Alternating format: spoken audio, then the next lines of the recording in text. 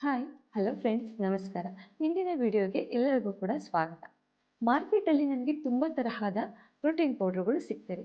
ಇಂತಹ ಒಂದು ಪ್ರೋಟೀನ್ ಪೌಡರನ್ನು ನಾವು ಮನೇಲಿ ಯಾವ ರೀತಿ ವಿಶಿಷ್ಟವಾದಂತಹ ಒಂದು ಇಂಗ್ರೀಡಿಯೆಂಟ್ಸನ್ನು ಬಳಸಿ ನಾವು ಮನೇಲಿ ಫ್ರೆಶ್ ಆಗಿ ಪ್ರೋಟೀನ್ ಪೌಡರನ್ನು ಯಾವ ರೀತಿ ಮಾಡಬಹುದು ಅನ್ನೋದನ್ನು ಇಂದಿನ ಒಂದು ವಿಡಿಯೋದಲ್ಲಿ ನಿಮಗೆಲ್ಲ ತಿಳಿಸ್ಕೊಡ್ತೇನೆ, ಬನ್ನಿ. ಈ ಒಂದು ವಿಶೇಷವಾದಂತಹ ಪ್ರೋಟೀನ್ ಪೌಡರು 100% ನ್ಯಾಚುರಲ್ ಆಗಿರುತ್ತೆ ಮತ್ತು ಮನೆಯಲ್ಲೇ ಮಾಡೋದ್ರಿಂದ ತುಂಬಾ ಫ್ರೆಶ್ ಆಗಿರುತ್ತೆ. ಈ ಒಂದು ಪ್ರೋಟೀನ್ ಪೌಡರು ಮಕ್ಕಳಿಗೆ ಮತ್ತು ವಿಶೇಷವಾಗಿ ಹೆಣ್ಣುಮಕ್ಕಳಿಗೆ ಮತ್ತು ಎಲ್ಲ ವಯೋಮಾನದವರಿಗೂ ಕೂಡ ಇದು ಉಪಯುಕ್ತವಾಗಿದೆ. ಇಂತಹ ಒಂದು ವಿಶೇಷವಾದಂತಹ ಪ್ರೋಟೀನ್ ಪೌಡರನ್ನು ಮಾಡೋದಕ್ಕೆ ನನಗೆ ಏನೆಲ್ಲ ಇಂಗ್ರೀಡಿಯೆಂಟ್ಸ್ ಬೇಕು ಮತ್ತು ಈ ಒಂದು ಪ್ರೋಟೀನ್ ಪೌಡರಿಂದ ಏನೆಲ್ಲ ಉಪಯೋಗ ಇದೆ ಅನ್ನೋದನ್ನು ಈ ಒಂದು ವಿಡಿಯೋದಲ್ಲಿ ತಿಳಿಸ್ಕೊಡ್ತೀನಿ. ವಿಡಿಯೋನ ಕೊನೆವರೆಗೂ ಸ್ಕಿಪ್ ಮಾಡದೆ ನೋಡಿ. ವಿಶೇಷವಾದಂತಹ ಪ್ರೋಟೀನ್ ಪೌಡರನ್ನು ಮಾಡೋದಕ್ಕೆ ಏನೆಲ್ಲ ಇಂಗ್ರೀಡಿಯೆಂಟ್ಸ್ ಬೇಕು ಅಂತ ನೋಡೋಣ, ಬನ್ನಿ. ಮೊದಲನೇದಾಗಿ ಬಾದಾಮಿ. ಈ ಒಂದು ಬಾದಾಮಿಯಲ್ಲಿ ಫುಡ್ ಫ್ಯಾಟ್ಸ್ ಮತ್ತು ಪ್ರೋಟೀನ್ ಇರೋದ್ರಿಂದ ನಮ್ಮ ದೇಹದ ನಿಶ್ಶಕ್ತಿಯನ್ನು ಕಡಿಮೆ ಮಾಡುತ್ತೆ. ಇದು ಬಾದಾಮಿಯನ್ನು ಮಕ್ಕಳಲ್ಲಿ ಕೊಡ್ತಾ ಬರೋದ್ರಿಂದ ಮಕ್ಕಳ ಒಂದು ಬುದ್ಧಿ ಬೆಳವಣಿಗೆಗೆ ಅನುಕೂಲವಾಗಿದೆ ಮತ್ತು ಮಕ್ಕಳ ಬೆಳವಣಿಗೆಗೂ ಕೂಡ ಸಹಾಯಕವಾಗಿರುತ್ತದೆ. ಈ ಒಂದು ಬಾದಾಮಿ ಚರ್ಮದ ಅಂದವನ್ನು ಕೂಡ ಹೆಚ್ಚಿಸುತ್ತೆ ಮತ್ತು ನಮ್ಮ ಏರ್ ಫಾಲ್ನ ಕಂಟ್ರೋಲ್ ಮಾಡೋದಕ್ಕೂ ಕೂಡ ಸಹಾಯ ಮಾಡುತ್ತೆ.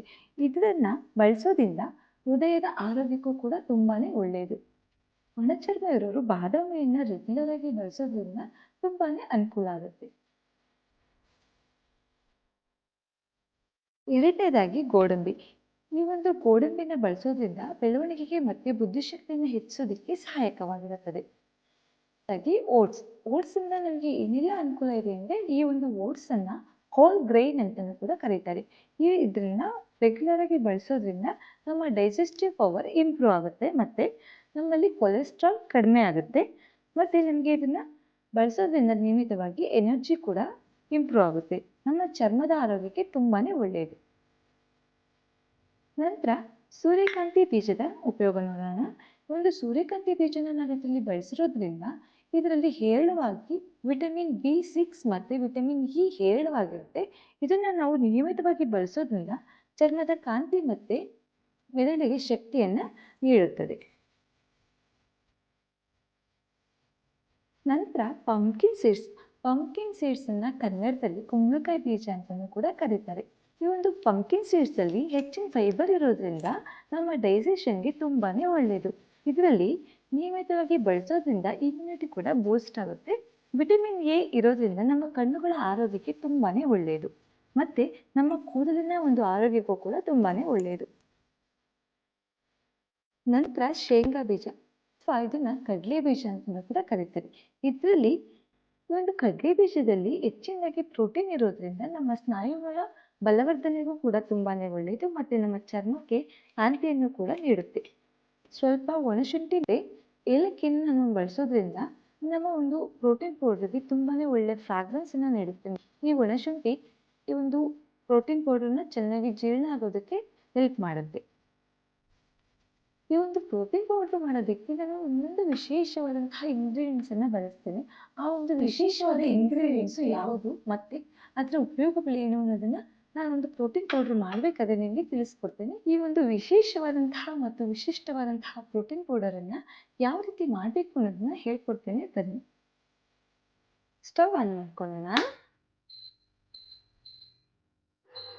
ನಾವು ಈ ಒಂದು ಎಲ್ಲ ಇಂಗ್ರೀಡಿಯೆಂಟ್ಸನ್ನು ಕೂಡ ಕಡಿಮೆ ಊರಿನಲ್ಲೇ ಸಪ್ರೇಟಾಗಿ ಹುರ್ಕೋಬೇಕು. ಮೊದಲನೇದಾಗಿ ಬಾದಾಮಿಯನ್ನು ನಾವು ಹುರ್ಕೊಳ್ಳೋಣ. ಒಂದು ಬಾದಾಮಿಯನ್ನು ನಾವು ಅತಿ ಕಡಿಮೆ ಊರಿನಲ್ಲಿ ಗೋಲ್ಡನ್ ಬ್ರೌನ್ ಬರೋ ತನಕ ಕೂಡ ಇದೇ ರೀತಿ ಸಣ್ಣ ಊರಿನಲ್ಲೇ ಹುರ್ಕೋಬೇಕು.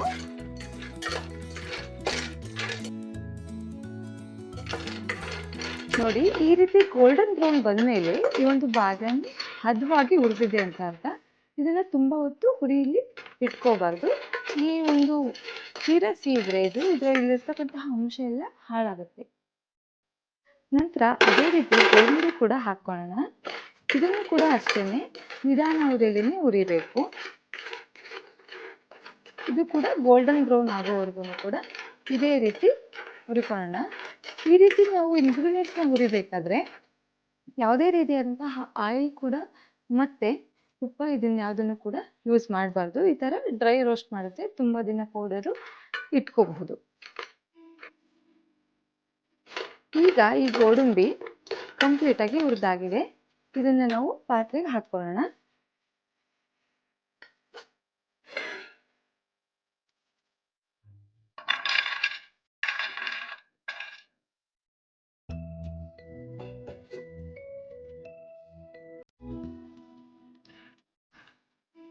ನಂತರ ಓಟ್ಸನ್ನ ಹಾಕೊಳ್ಳೋಣ.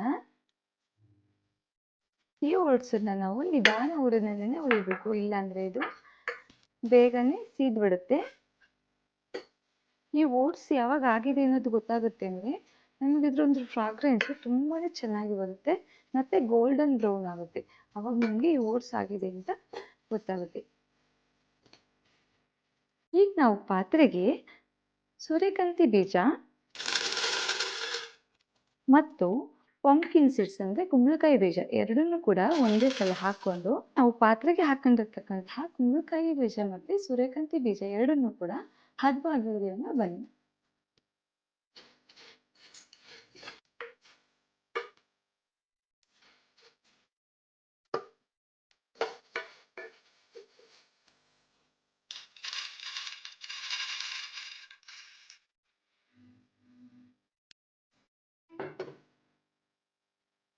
ನಂತರ ಈ ಪಾತ್ರೆಗೆ ಕಡಲೆಕಾಯಿ ಬೀಜವನ್ನು ಹಾಕ್ಕೊಂಡು ಒಂದು ಸರಿಯಾದ ಪ್ರಮಾಣದಲ್ಲಿ ಹುರಿಯೋಣ ಬನ್ನಿ.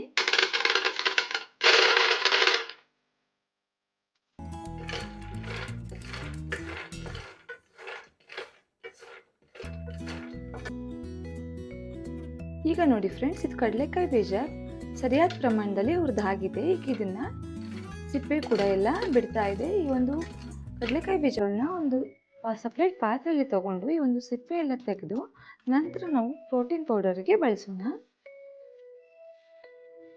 ಫ್ರೆಂಡ್ಸ್, ಈ ಒಂದು ಪ್ರೋಟೀನ್ ಪೌಡರ್ಗೆ ನಾನು ನಿಮಗೆ ಆಗಲೇ ಹೇಳಿದ್ದೆ ಒಂದು ವಿಶೇಷವಾದ ಇಂಗ್ರೀಡಿಯೆಂಟ್ಸನ್ನ ಬಳಸ್ತೀನಿ ಅಂತ. ಆ ಒಂದು ವಿಶೇಷವಾದ ಇಂಗ್ರೀಡಿಯೆಂಟ್ಸ್ ಯಾವುದಪ್ಪ ಅಂದರೆ ಮಖಾನ.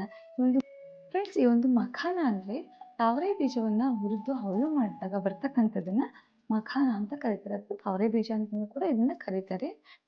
ಈ ಒಂದು ಮಖಾನದಲ್ಲಿ ಕ್ಯಾಲ್ಶಿಯಂ ತುಂಬಾ ಹೇರಳವಾಗಿರುತ್ತೆ. ಇದರಿಂದ ನಾವು ರೆಗ್ಯುಲರ್ ಬಳಸೋದ್ರಿಂದ ಇದನ್ನ ಹೆಣ್ಮಕ್ಳಿಗೆ ಮತ್ತು ಮಕ್ಕಳಿಗೆ ತುಂಬಾ ಶಕ್ತಿಯನ್ನು ನೀಡುತ್ತೆ. ಮಕ್ಕಳಿಗೆ ಇದನ್ನ ಬಳಸೋದ್ರಿಂದ ಮೂಳೆಗೆ ಶಕ್ತಿಯನ್ನು ನೀಡುತ್ತೆ ಮತ್ತು ಭೀಮನಂತ ಶಕ್ತಿಯು ಕೂಡ ಸಿಗುತ್ತೆ. ಈಗ ಈ ಒಂದು ಮಖಾನವನ್ನ ಹುರ್ಕೊಳ್ಳೋಣ ಬನ್ನಿ.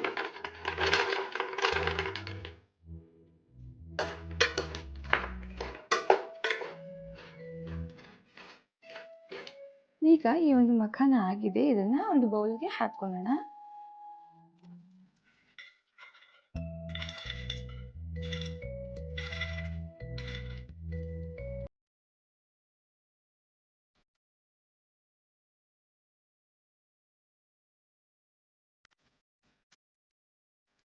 ಈ ರೀತಿಯಾಗಿ ಹುರಿದಿಟ್ಟಿರ್ತಕ್ಕಂತಹ ಎಲ್ಲ ಇಂಗ್ರೀಡಿಯೆಂಟ್ಸ್ ಅನ್ನು ಕೂಡ ಸ್ವಲ್ಪ ತಣ್ಣಗಾಗೋದಕ್ಕೆ ಬಿಟ್ಟು ನಂತರ ಇದನ್ನೆಲ್ಲದನ್ನು ಕೂಡ ಗ್ರೈಂಡ್ ಮಾಡ್ಕೊಳ್ಳೋಣ.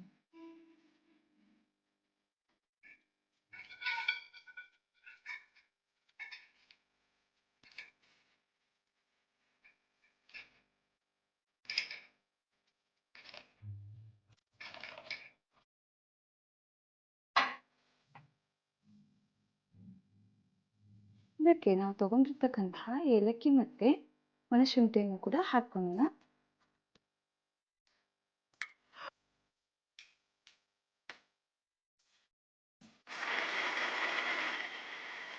ಈ ರೀತಿ ಫೈನ್ ಪೌಡರ್ ಆದ ನಂತರ ಇದನ್ನ ಒಂದು ಗ್ಲಾಸ್ ಕಂಟೈನರ್ಗೆ ಅಂದರೆ ಏರ್ ಟೈಟ್ ಕಂಟೈನರ್ಗೆ ಹಾಕಿಡೋದ್ರಿಂದ ನಾವು ಒಂದು ಡ್ರೈ ಫ್ರೂಟ್ ಪೌಡರು ನಮಗೆ 1 ರಿಂದ 2 ತಿಂಗಳ ತನಕ ಹಾಳಾಗದೆ ನೀಟಾಗಿ ಇರುತ್ತೆ. ಬನ್ನಿ, ಈ ಒಂದು ಪ್ರೋಟೀನ್ ಪೌಡರನ್ನು ನಾವು ಗ್ಲಾಸ್ ಜಾರ್ಗೆ ಹಾಕಿ ಎತ್ತಿಡೋಣ.